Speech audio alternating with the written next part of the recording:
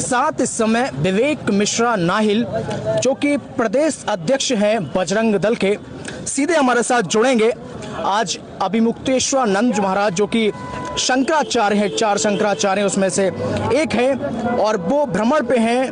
उनका उद्देश्य है गौ माता को राष्ट्रीय माता घोषित कराना।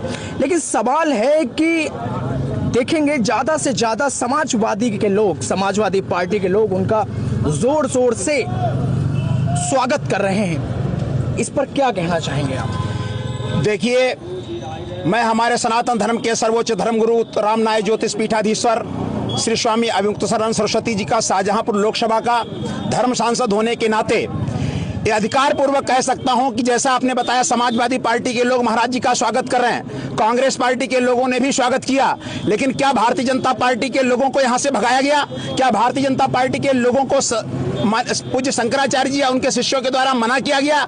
नहीं।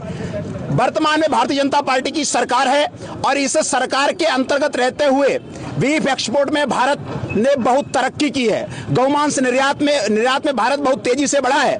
बीफ एक्सपोर्ट कंपनियों से भारतीय जनता पार्टी ने चंदा लिया है। समाज में गौ माता की जय कहकर लोगों का वोट लूटा है। तो इसलिए जो सत्ता में इस समय पार्टी है भारतीय जनता पार्टी, विपक्ष में होने पर गौ माता की जय कहती है, विपक्ष में होने पर गौ माता की हत्या बंद कराने की बात करती है। लेकिन वही पार्टी जब सत्ता में आती है तो पश्चिम बंगाल के अंदर शुभेंदु अधिकारी उनका मुख्यमंत्री कहता है कि 14 वर्ष से ऊपर की गाय को आप काट सकते हो। आसाम के अंदर हेमंत बिश्व शर्मा उनका मुख्यमंत्री कहता है कि घरों के अंदर आप गोमांस को खा सकते हो, पब्लिक प्लेस में मत खाइए। तो उनका चेहरा बेनकाब हो चुका है। वो कितने बड़े गौभक्त हैं ये पूरी दुनिया जान चुकी है। अपना चेहरा बेशर्मी से दिखाने लायक नहीं बचे हैं। इसीलिए भारतीय जनता पार्टी के लोग इस समय गौभक्तों का सामना नहीं कर सकते, पूज्य शंकराचार्य जी का सामना नहीं कर सकते। उनका सामर्थ्य नहीं है कि शंकराचार्य जी के सामने खड़े होकर गौ माता की जय कर दें। इसीलिए वो सामने आने से परहेज कर रहे हैं, क्योंकि बीफ एक्सपोर्ट कंपनियों से चंदा खाने वाली पार्टी, पश्चिम बंगाल आसाम में गौमांस हत्या को प्रोत्साहित करने वाली पार्टी किस मुंह से गौ भक्तों के सामने आएगी, किस मुंह से शंकराचार्य जी का सामना करेगी? इसलिए वो केवल छुपे पड़े हैं बिलों में और आक्षेप कर रहे हैं दूसरे राजनीतिक दलों पर। कोई भी राजनीतिक दल है, हर राजनीतिक दल का सनातनी हिंदू पूज्य शंकराचार्य जी के सामने जिसको गौ माता में आस्था है वो आ सकता है। इसलिए समाजवादी पार्टी के लोग आ रहे हैं, कांग्रेस के लोग आ रहे हैं, उन सभी का स्वागत है। भारतीय जनता पार्टी के लोगों के लिए भी इनकार नहीं है, लेकिन वो डरते हैं अपने आकाओं से कि उनके आकाओं से पूछेंगे कि शंकराचार्य जी के पास क्यों चले गए, गौ माता को राष्ट्रमाता बनाने की बात क्यों की? क्योंकि ये राज्य की सरकार गौ माता को पशु सूची में डाल रखी है। हम लोग गौ माता कहते हैं, भाषणों और मंचों से वो भी गौ माता कहते हैं, लेकिन जो राज्य की अधिकृत सूची है जानवरों की, उसमें गौ माता का नाम पड़ा हुआ है। गाय को सरकार पशु मानती है, माता केवल भाषण में मानती है। इसलिए उनकी सामर्थ्य नहीं है कि पूज्य शंकराचार्य जी का सामना करें, केवल आक्षेप लगा सकते हैं।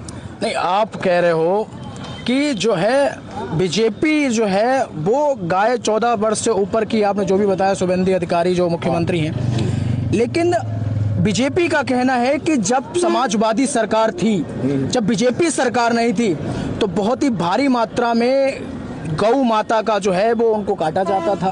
लेकिन जब से बीजेपी सरकार आई है तब से ही जो है गौ माता आप देखेंगे उनके लिए जो है गौशालाएं बनवाई गई हैं, उनको संरक्षण दिया गया है, ना कि उनको काटा जा रहा है। मैं चाहूंगा कि आप पत्रकार महोदय हैं, भारत सरकार की ऑफिशियल वेबसाइट पर जाकर आप आंकड़े चेक करें। केवल जो भाषणों में, टीवी चैनलों पर या व्हाट्सएप यूनिवर्सिटी पर चीजें प्रसारित हो रही हैं उनको ना देखें। वर्तमान में बीफ एक्सपोर्ट बढ़ा है। कांग्रेस और पूर्ववर्ती सरकारों में हम 4थे नंबर पे थे, आज ब्राजील के बाद हम दूसरे नंबर में बीफ एक्सपोर्टर हैं। एक बात। दूसरा, जो गौशालाएं बनी हैं उनकी स्थिति क्या है?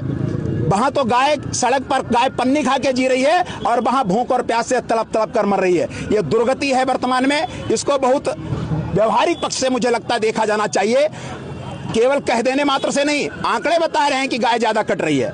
गाय की दुर्गति आप गौशालाओं में जाकर देखिए, घुसने नहीं देंगे पत्रकारों को। कई जगह पत्रकार रिपोर्टिंग करने गए गौशाला में, उनके ऊपर हमले किए गए। तो ये सब घटनाएं हो रही हैं, इससे सरकार का असली चेहरा बेनकाब हो रहा है। चलिए, बहुत बहुत धन्यवाद आपका न्यूज़ से जुड़ने के लिए, बहुत बहुत धन्यवाद।